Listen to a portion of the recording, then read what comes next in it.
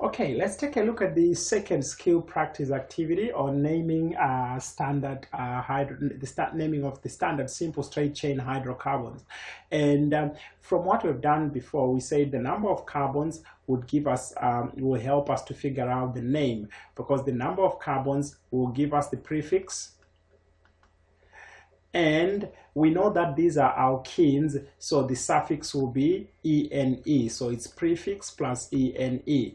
Now, for this table, I'm going to work it out slightly different. You will understand why by the time we finish this this skill practice activity. First of all, let's take a look at this here. We said all alkenes will have at least a double bond in their chain. So we need two carbons that have got a double bond between them. So this is really important. That's why they've got the suffix ene. So let's take a look at the first one. If I've got one carbon, is it possible to have a double bond? These double bonds for structure that I've got here? The answer is obviously no, because you need two carbons that form a double bond, which means this one here does not exist. So we do not have an alkene that has got one carbon. You need at least two carbons to make an alkene. Let's look at the next one. The next one will have two carbons, right? So what I do, I write two carbons on there, and I just have to put the double bond straight away, so that I know that this one is an alkene. And the next step would be to count the number of bonds around each carbon. This carbon has got two bonds, so how many more do I need to complete the bonding capacity of each carbon? I need two more hydrogens there to complete that. Remember, these are hydrocarbons, so the rest of the structure will be filled up by hydrogens. And remember, we said we don't need to add the hydrogens in. I'm gonna move quick to the next one. The next one will be three carbons. Okay. The double bond can go anywhere here.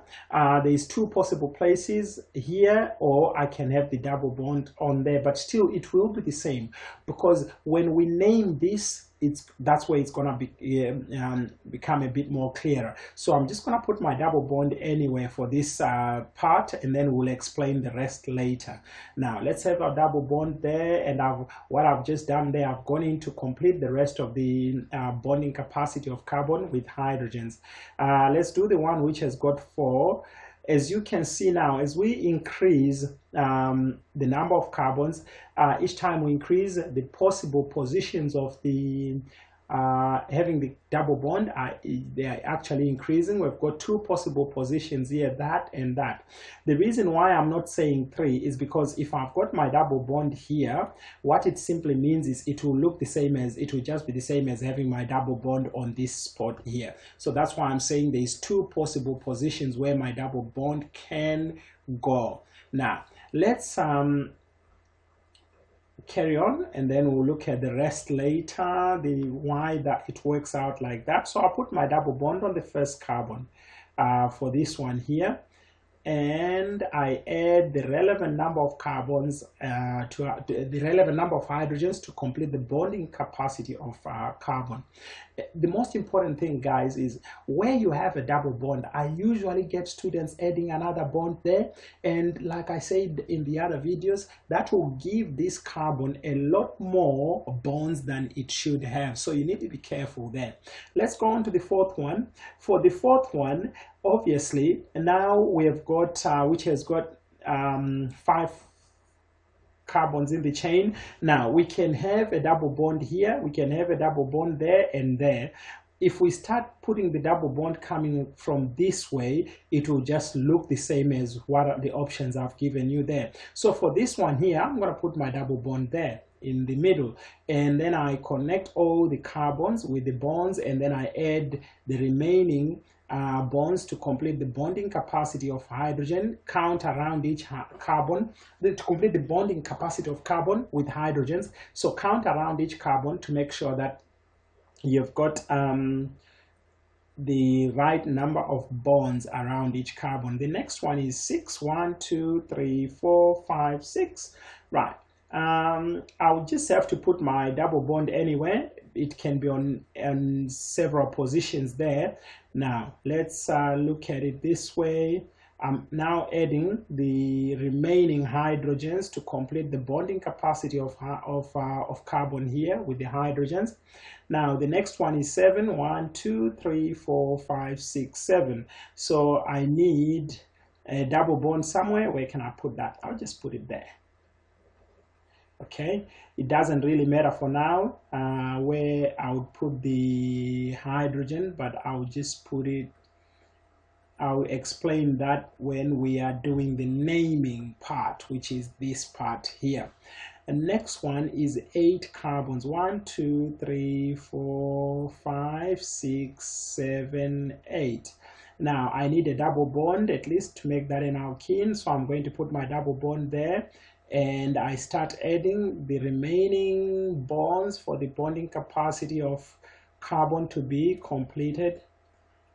Right now, this is how we actually do the structure of alkenes. Now let's go back to the naming now, because now we've got the structure, we've got the formula. We're going to go onto the molecular formula later.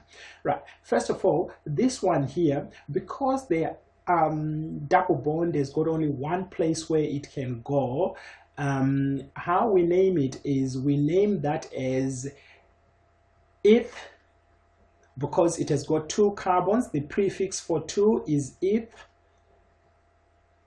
and the suffix for this is ene, which is, this one will be ethene.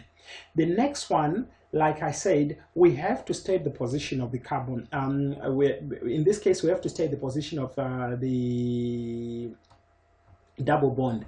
But if we were to do that with this one, we're going to face a bit of a challenge. Why? Because if I say this one is on carbon number 1, if I change the double bond and put it on this, between these 2 carbons, it will still be on position number 1. So what do I need? Do I need to actually name that? No.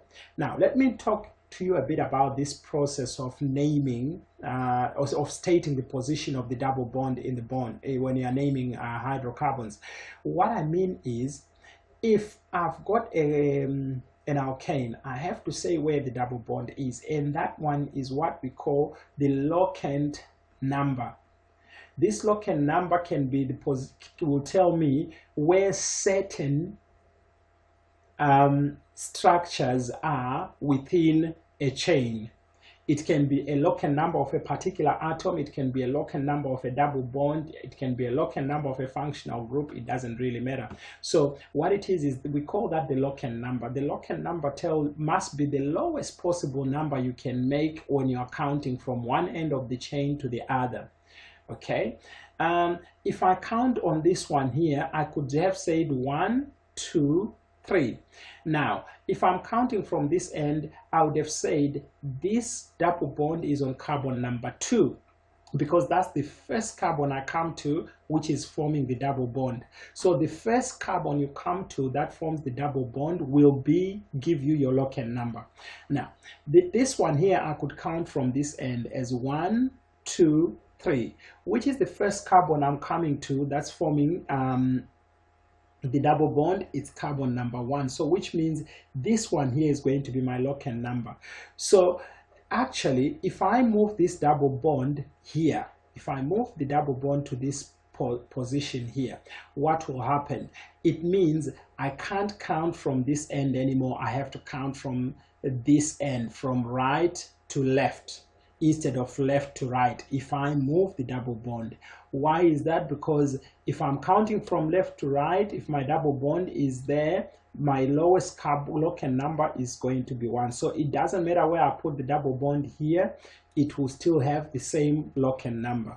So we don't have to state the position of the locant number. And the prefix for 3 is prop, so this one is propene. Okay, there's no need to state the position of the locant number when you're naming. The next one is butene, because the prefix is but and the suffix is in, and we have to state the position of the functional group here, which is the double bond. So looking at it, which side do I count from to give the double bond the lowest locant number? Do I count from right to left or left to right. If you're saying left to right, that's correct, because if I count from right to left, my locant number is going to be 3. But if I'm counting from left to right, my locant number is going to be 1. So for this one here, I write it like this: but 1 in. Okay, so what it is the position of the double bond here, I write it in between. You might find some books which write that as 1 butene. It's still acceptable, but I prefer this one here. It's a question of preference here. I prefer the second method. The first method I showed you, the second one, I don't quite like it. So yeah, I prefer that, or you might have been taught like that in school. It's still fine. So this is but 1 in. The next one, which way do I number my carbons? I number from this. Do I number from this side or that side? Obviously, I've got to go from left to right. It doesn't necessarily mean that you have to be always going from left to right. You test from both ends to see which one gives you the lowest locant number.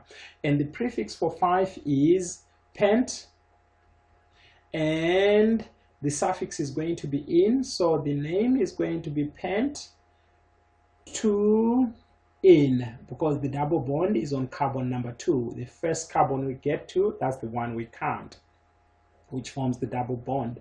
The next one, is it from this end or from this end? If I count from this end, I've got 1, 2, 3. If I count from this end, I've got 1, 2, 3. So it doesn't matter which end I count from, the double bond is still on the same position. That's the lowest possible locant number I can make.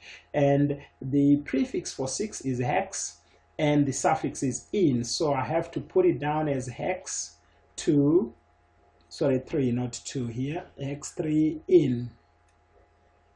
Let's actually write that neatly, hex 3 in. Okay, hept for the next one, which is 7. And do we count from this end or from right to left? Obviously it's right to left, because this one here, the carbon that first forms the double bond is on 3. If I'm counting from right, left to right, the carbon that forms the double bond is on 4. This is 3, so I count from this end going that way. So my double bond is on position 3, so it's going to be hept 3 in. Let's look at this one here. Same with this one. I have to count from this side because that's the lowest possible locant number. From this one, the locant number will be 5, so I want the lowest possible, and the prefix for 8 is oct, so this one will be oct 3 in. Okay, now let's write the molecular formula. For the first one, it's C2, and how many carbons do I have? I've got how many? 4. I've got 2 carbons and I've got 4 hydrogens. So not carbons, I'm looking at hydrogens. I've got 2 carbons and 4 hydrogens. And for the next one, I've got 3 carbons, and if I count the hydrogens around it, they come to 6. 1, 2, 3, 4, 5, 6. So I've got 6 hydrogens. The next one, when I've got 4 carbons, I'm going to get 8 hydrogens. The next one, when I've got 5 carbons, I'm sure now you're seeing the pattern emerging here. I've got 10 hydrogens. The next one, if I count the hydrogens, I'm getting 12. The next one, C7, how many hydrogens should I get? 14. The next one, C8, how many hydrogens do I need? I need 16. Okay, now looking at this here, the relationship between carbon and hydrogens, if I know the number of carbons, as you can see, what's happening to the number of hydrogens? The number of hydrogens are doubling. So it gives me CnH2n for everything, which is what we call the general formula of alkenes. So when you are given a molecular formula, just to sum this up for you, based on what we did when we're looking at the first skill practice activity, I'm assuming you're working sequentially through these skill practice activities so that you can understand better. Right, so what we need to do is, when we are given the number, a molecular formula like this, we now know that we've got 2 general formulas. We call these two formulas, we call them general formulas. So I've got the first one, which is CnH2n plus 2. The other one is CnH2n H2N. Okay. If I give you a molecular formula, you should be able to try to test to see if that's the relationship between carbon and hydrogens to help you identify whether it's an alkane or an alkene. These questions are saying, is there a pattern in the relationship between carbon and hydrogen? The answer is yes. And what is the general pattern? The general pattern is this one here, CnH2N. That brings us to the end of this skill practice activity. I'll see you when we do the next part of the topic. And for the next part of the topic, we're going to be looking at branched alkanes and alkenes. What do I mean by that? These alkanes and alkenes can have branches, and we're going to talk about it. I can have an alkane which is like this, and it can go like that. So it's all going in every direction. We've got carbons coming out of that, going in every direction. So how do we name that? That's really important. That's what we're going to look at next session. I'll see you when we work out the next session.